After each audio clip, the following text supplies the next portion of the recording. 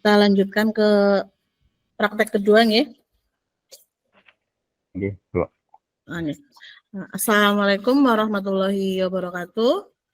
Waalaikumsalam warahmatullahi wabarakatuh. Terima kasih kepada rekan-rekan CGP Angkatan 7. Di sini saya memperkenalkan diri, saya Resyanti Atmami. Untuk sesi ini saya menjadi observer. Kemudian ada Pak Uji Haryono, yaitu sebagai coach, dan ada Ibu Supriyati sebagai coach. Untuk sesi ini nanti silakan monggo Pak Uji dan Bu Supri melakukan teknik coaching dengan alur tirta. Nanti saya di sini melihat, menilai, dan mengamati dari praktek coachingnya.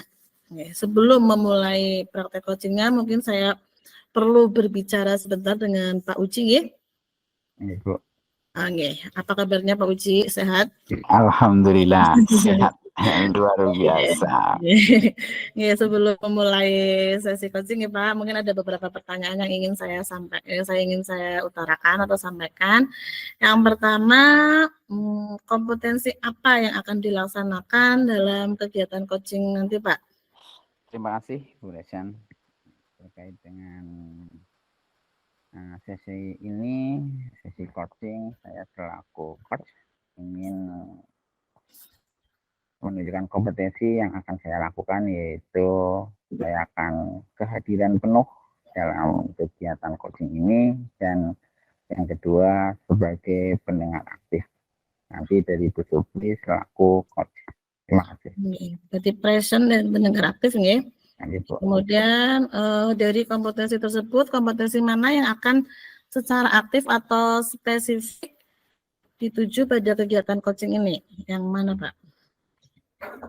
Pada kegiatan coaching ini kompetensi yang spesifik nanti yaitu pada rencana aksi atau kegiatan aksinya dari coach yang akan disampaikan oleh Bu Supri. Mungkin itu. Oke, di rencana aksinya. Kemudian indikator ketercapaian apa yang ingin Pak Uji munculkan dalam proses coaching ini?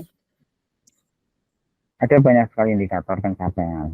Namun dari hal ini mungkin akan lebih spesifiknya nantinya yang akan saya indikator yang ingin saya raih di situ, seorang coach dapat menentukan atau sendiri solusi dari permasalahan yang dihadapinya dan bisa memecahkannya secara sendiri tanpa adanya intimidasi dari saya atau mungkin dari saya.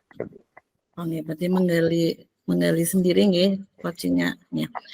Terima kasih. Ini adalah percakapan awalnya. Untuk selanjutnya silakan dilanjutkan untuk sesi coachingnya. Monggo kepada Pak Uji dan Bu Supri, saya persilakan.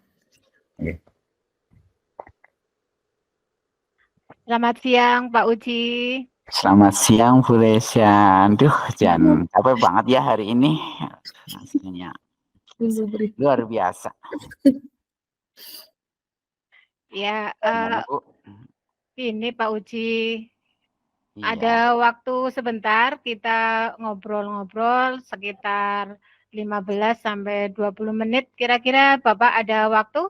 Iya, insya Allah Bu, ini untuk rekan sejawat saya yang luar biasa ini di sana, ya paling tidak ya 15 menit atau 10 menit. Nanti setelah itu saya ada kegiatan ini Bu, yang selanjutnya ini saya juga tadi sudah menitipkan ke tadi Bu Indah itu selaku Diata Bakti, ini ada kegiatan keluar kaitannya dengan rapat PGRI Bu, jadi ya monggo kita manfaatkan untuk apa yang perlu dibahas saya. Ya Pak, untuk sebelum kegiatan di luar ya Pak, kita ngobrol sebentar, kira-kira di tempat mana ini yang lebih enak supaya tidak terganggu oleh suara anak-anak dan sekitarnya Pak. Bisa di ruang perpus Bu, mungkin karena lebih santai lah ibaratnya, lebih tenang lagi, jangan bisa cerita keluh kesah dengan saya, siapa tahu saya bisa membantu seperti itu Bu. Oh ya Pak, mari kita ke perpustakaan. Iya Bu, monggo.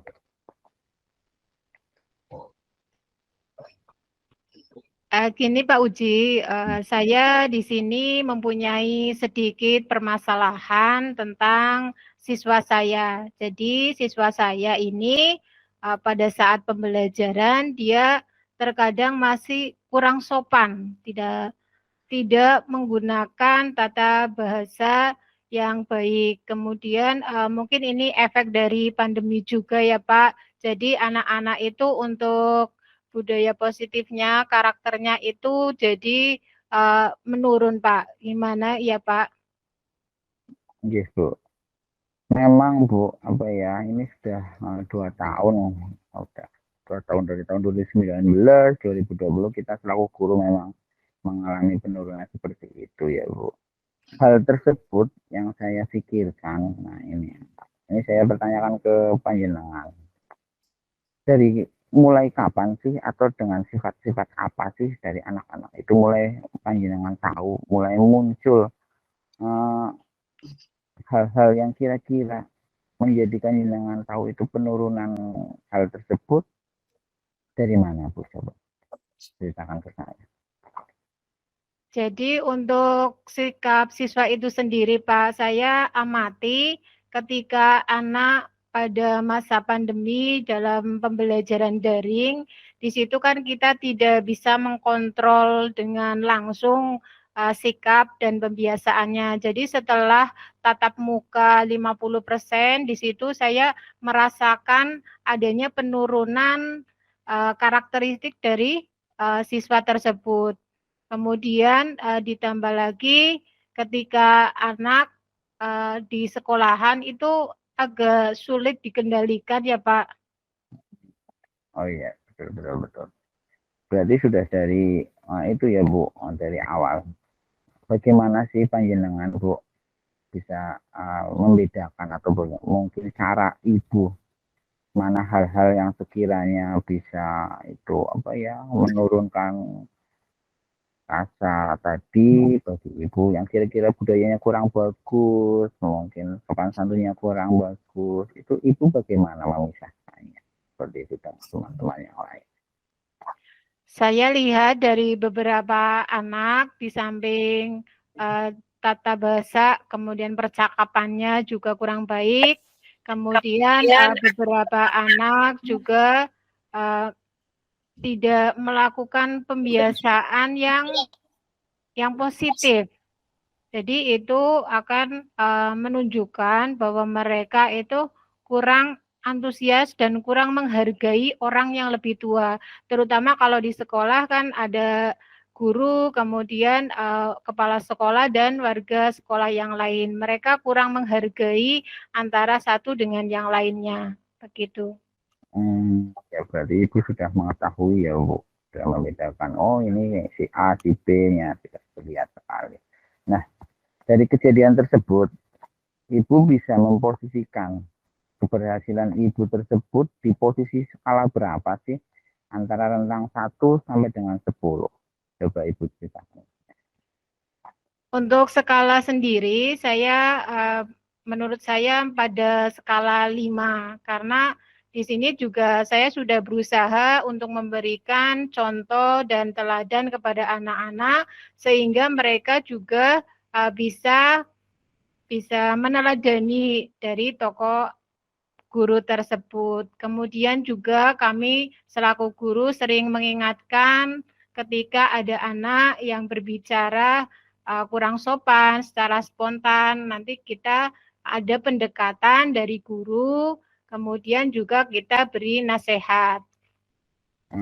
Berarti ibu sudah mulai apa ya menerapkan hal itu ya dalam posisi awalnya ibu ya sudah bisa apa ya membangunkan mungkin contoh-contoh yang baik tentang budaya positif agar lebih hormat lagi. Nah seperti itu ya Bu.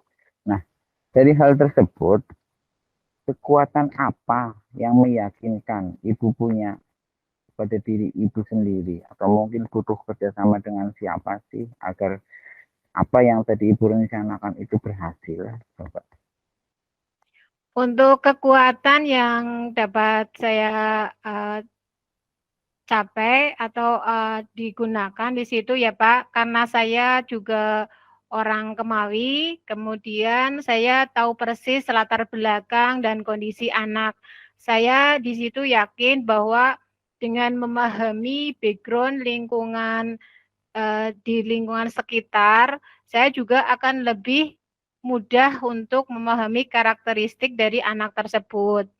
Kemudian di situ juga saya yakin bahwasanya anak-anak didik saya sebelumnya juga mempunyai karakteristik dan sikap yang sudah baik, sehingga perlu pembiasaan saja.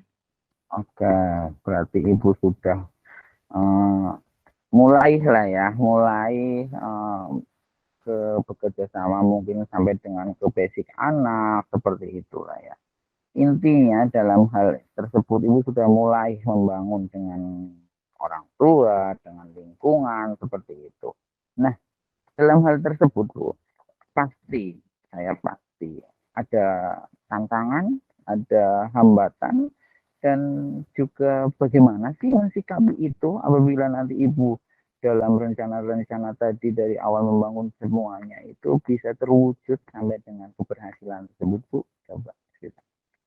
Untuk hambatan atau gangguan yang dapat menghalangi saya meraih tujuan, yang pertama itu hambatan dari siswa dan hambatan dari lingkungan ataupun sekolah. Yang pertama, hambatan dari siswa, adanya perbedaan latar belakang yang menjadikan setiap siswa itu mempunyai ciri khas tersendiri dalam menghadapi perangai mereka.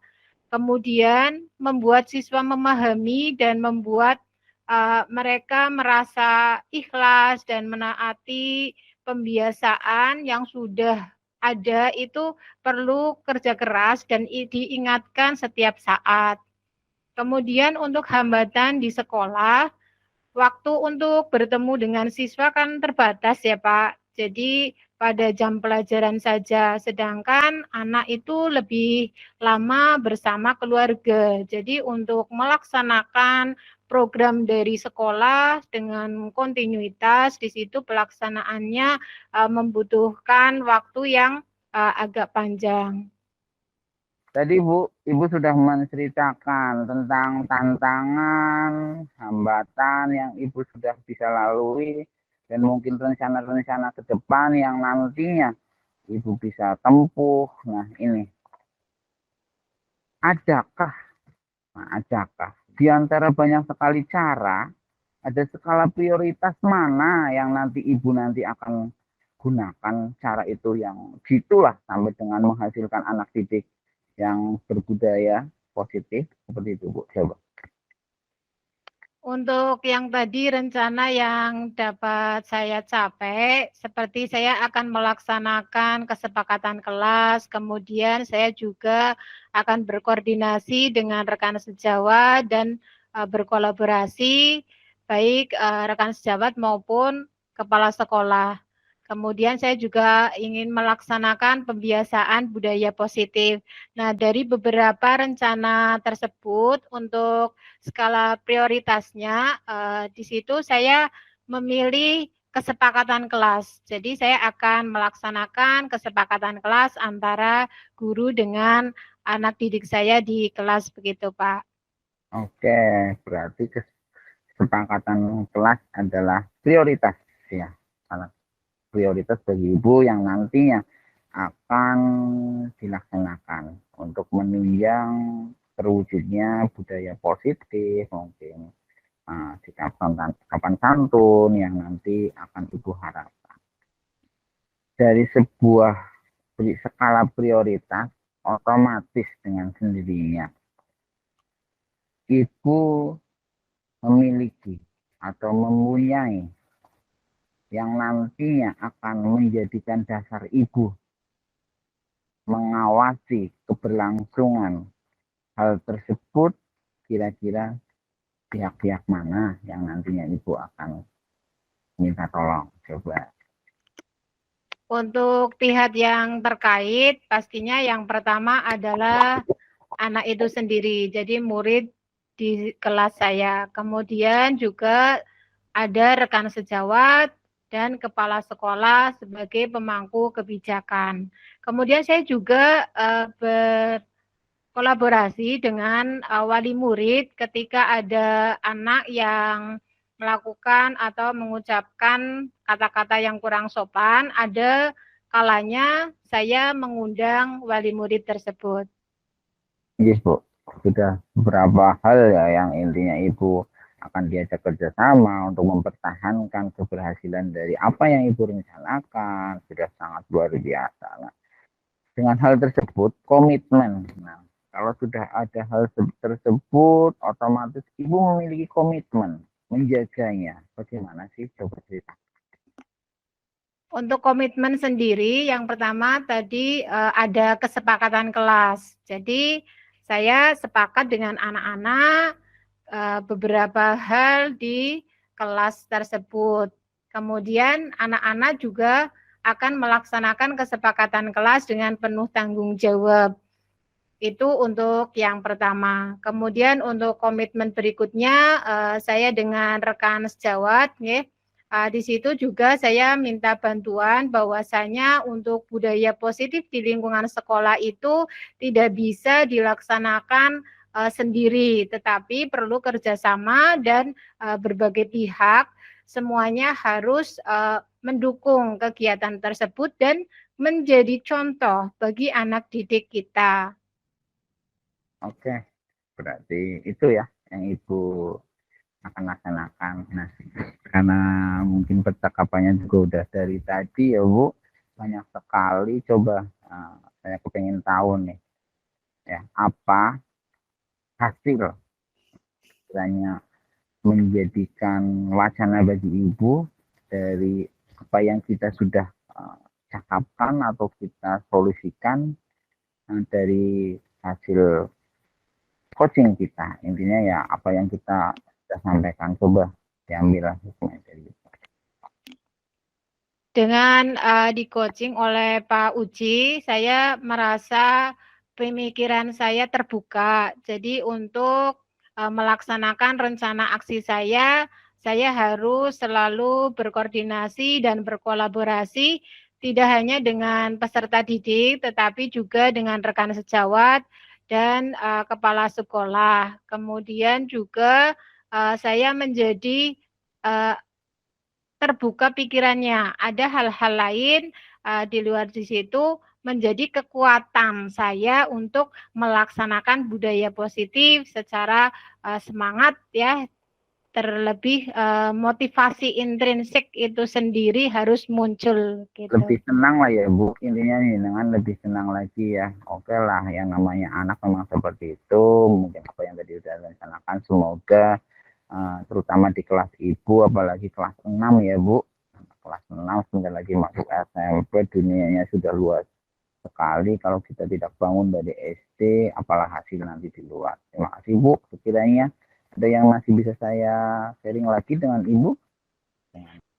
Kiranya cukup Pak, terima kasih obrolan yang sangat bermanfaat ini. Terima kasih waktunya sudah meluangkan waktu untuk saya. Oke Bu, terima kasih juga. Ini Bu, nanti saya itu tadi udah di kelas, nanti mohon maaf ya Bu, ya tinggal dulu ke kabupaten dulu. Ini ada hal yang perlu saya perhatikan. Ini itu saja Bu, terima kasih. Sama-sama Pak.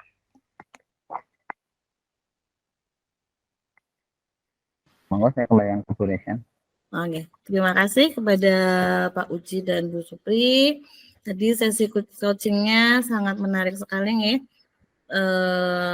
Dalam sesi coaching tadi, coachnya yaitu Pak Uji sudah menjaga kemitraan nih sebagai rekan sejawat, jadi tidak ada atasan atau bawahan. Kemudian juga coachingnya Bu Supri juga merasa nyaman untuk menyampaikan keluh kesahnya kepada Pak Uji, dan juga alur tirtanya juga sudah terlihat.